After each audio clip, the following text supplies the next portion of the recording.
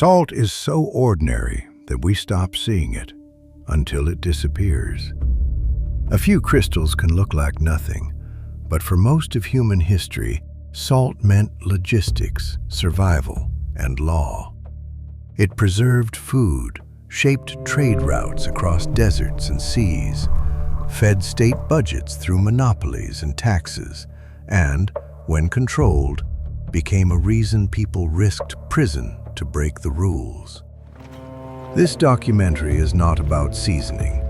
It is about one of history's earliest strategic resources, something nearly everyone needed, and that need allowed societies to build wealth, power, and sometimes rebellion from a mineral you can hold between two fingers. Your body runs on balance. Sodium helps regulate fluid in the body and supports normal nerve and muscle function. In the most basic sense, salt is part of the wiring of life. That biological need is why salt acquires economic gravity. But the second reason it mattered was technological, preservation. Before refrigeration, salting and brining helped protect meat and fish and carry calories across time and distance. Preservation turns a seasonal world into stored food. Stored food supports travel and armies, and travel and armies change history. Even today, the same necessity remains visible in another form. Salt is so effective and so widespread that many populations consume too much of it. The deeper point is the same. What humans need, systems can control. Salt is common, but not evenly distributed. It can be harvested from seawater in shallow pans, mined as rock salt from ancient seas locked into stone, or boiled from brine springs rising from underground. And this is where politics enters. When salt comes from specific places, someone can control the gate, control the mine entrance, the salterns, the port, or the road. And you do not just control a commodity, you control the price of preservation, the margins of trade, and a small but constant part of everyday life. That is why salt appears again and again in monopolies, taxes, smuggling, and punishment. To see salt's earliest power, go back before empires, into prehistory. Communities were already organizing labor around salt production, boiling brine in pottery vessels, building specialized installations, and producing something valuable enough to shape settlement patterns. One powerful example is Provadia Solnitsata in northeastern Bulgaria. Salt production there began in the late Neolithic, around 5500 BCE, in one important interpretation, using a brine boiling method with thin-walled ceramic vessels placed in massive domed kilns. Later summaries sometimes describe the site in more dramatic terms, linking it to Europe's earliest fortified and proto-urban development. Those labels depend on how such categories are defined, but the broader conclusion is clear. Salt production here supported fortification, specialization, and concentrated settlement at a very early date. Then move west to the Alps. In the Hallstatt-Dachstein and Salzkammergut landscape, systematic salt production appears as early as the Middle Bronze Age, with underground mining beginning by the Late Bronze Age and strong evidence for a stratified, highly organized society with wide trade links. In other words, salt wealth leaves traces in graves, tools, and social hierarchy because it helps finance the system that makes prestige possible. Civilization does not only produce, it moves.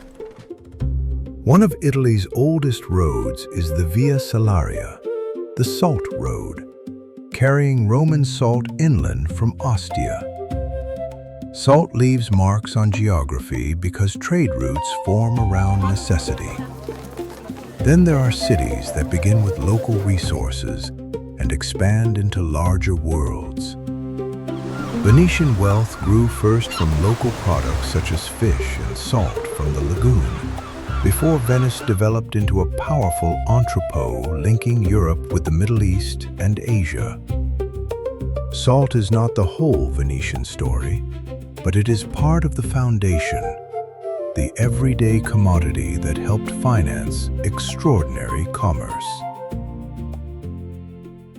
Across the Sahara, salt was not a footnote. It was freight. Timbuktu stood at a crossroads where salt from Tagaza in the north moved alongside gold and other traded goods.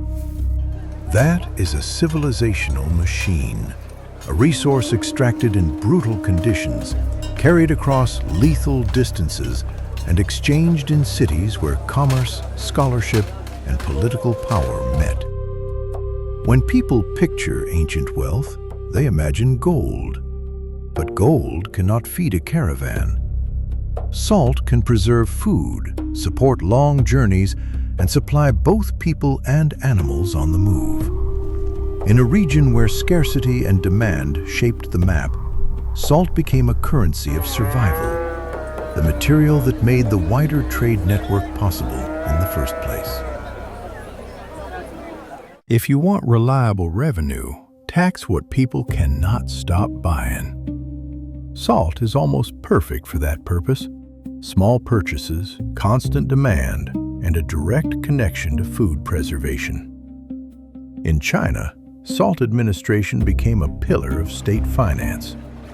By the year 780, the salt monopoly was producing a major share of central revenue, tied to canal systems that moved resources toward the capital.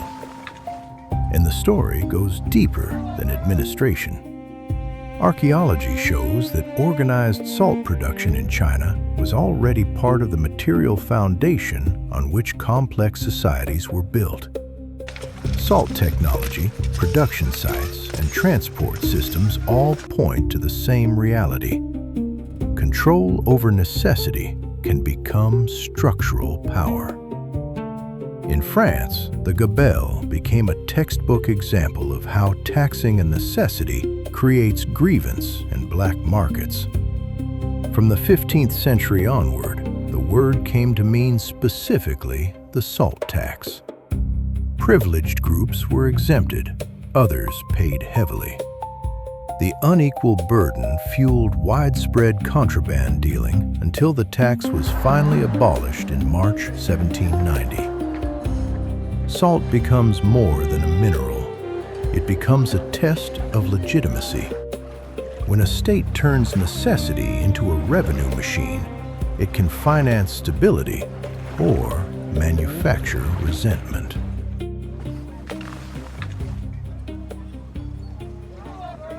When a necessity is monopolized, defiance can begin with something as small as a pinch. In British India, laws prohibited people from producing or selling salt independently, forcing them to buy expensive, heavily taxed salt. That monopoly touched nearly everyone, especially the poor, for whom salt was essential. That is why the Salt March of 1930 struck so deeply. It was not only a protest. It was a demonstration that law can be challenged by reclaiming what nature provides. The ocean itself became a political argument, turning dependence into visibility.